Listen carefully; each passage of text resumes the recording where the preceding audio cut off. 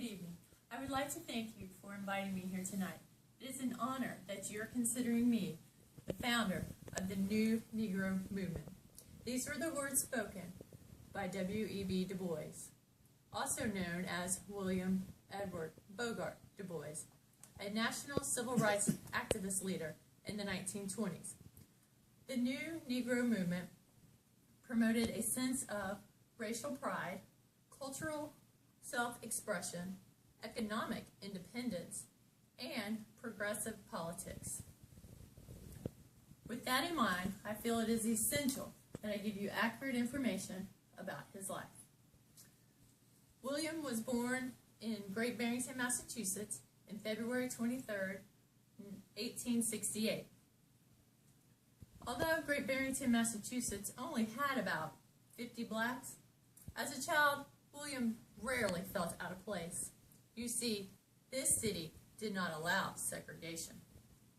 William could be seen romping around the quiet hills of Berkshire Mountains with the boys and girls of the town, both black and white. They would sail their boats down the Houstonic River together. William lost a lot of his enthusiasm for life when he was still a young schoolboy. The boys and girls at school would visit each other and often leave their calling cards. One day, there was a new girl in town, so William and his friends went to go visit her. Upon leaving the young girl, they left their calling cards. Guess whose card she did not accept? William didn't understand. This was the first time that he had been judged solely by the color of his skin. This was William's first experience with the racial prejudice, and it changed his life forever. His graduation now is 1884. William graduated as valedictorian from his high school and was far one of the top students in his class and the only black. Anyone who got to know William knew that he was a bright student. Harvard was his goal. After all, he was the type of student Harvard was proud to educate. His principal, a teacher, and 2 ministries raised enough money so William could further his education. Fisk University is where he started his college career, located in Nashville, Tennessee, although he was not excited about going because Harvard was his goal. But he soon changed his mind. Why? William decided he wanted to do something for Black America. In order to do so, he had to learn how they lived. So he took a job as editor of the college campus, and then during the summer months, helped the blacks along the countryside. His world outside of Fisk was still a very unfriendly place. Segregation was the law, so soon he started practicing voluntary segregation. After earning his bachelor's degree at Fisk University, he once again applied to Harvard. This time, Harvard was opening its doors to blacks, and he got accepted. He spent the next 4 years there, earning his cum laude, Bachelor's of Arts degree in history, and then his master's degree in political science. From there, it was 1892. He went off to Germany on a scholarship. He felt that German universities had some of the best universities for the field of sociology, which was now his new love. Germany taught Du Bois a good lesson. Germany did not have segregation. Talk about going back to your roots. There was no segregation here, and people didn't seem to look down on you just because you were black. In fact, William acquired quite a few white friends and fell in love with a beautiful white woman, which he later married.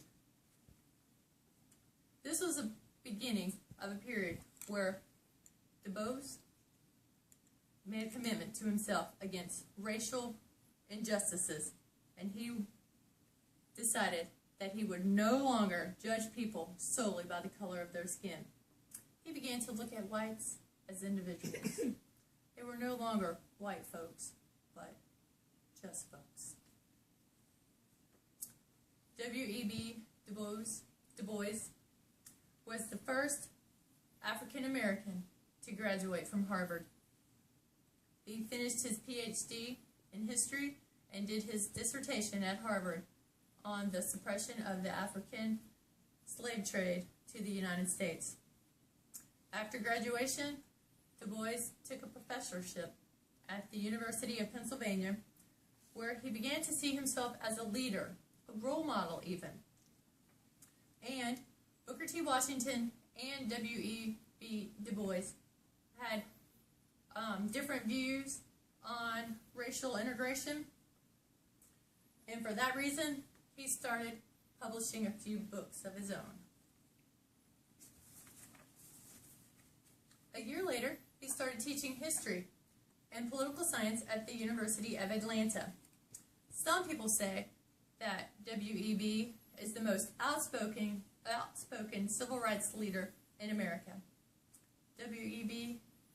states, and this is a quote, that he has learned that the secret of life lay in excellence in accomplishments.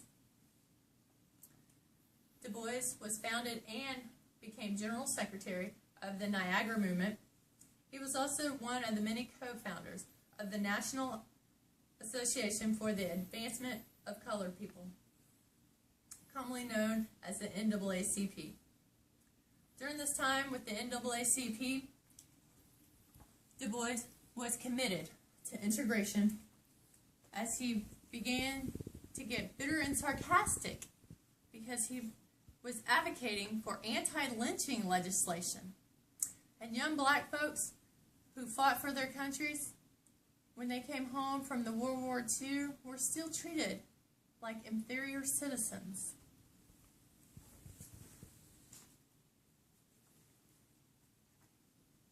W.E.B. traveled to numerous countries. He traveled to countries like France, Russia, and China on behalf of Pan-Africanism because he was concerned about their conditions wherever they lived. And imagine his surprise when he was awarded the Lenin Peace Prize. Yes, his trips cost him some trouble with the United States, as the United States accused him of being a communist, but that did not stop him. However, he still went to those foreign countries because he believed, folks, people can learn something from these countries. Countries where people are not treated or taught, encouraged, or despised, and looked down upon people because of their color, group, or race. W.E.B. was an inspiration to the literary movement known as the Harlem Renaissance. He is the co-founder of the NAACP and is in the Georgia Writers Hall of Fame.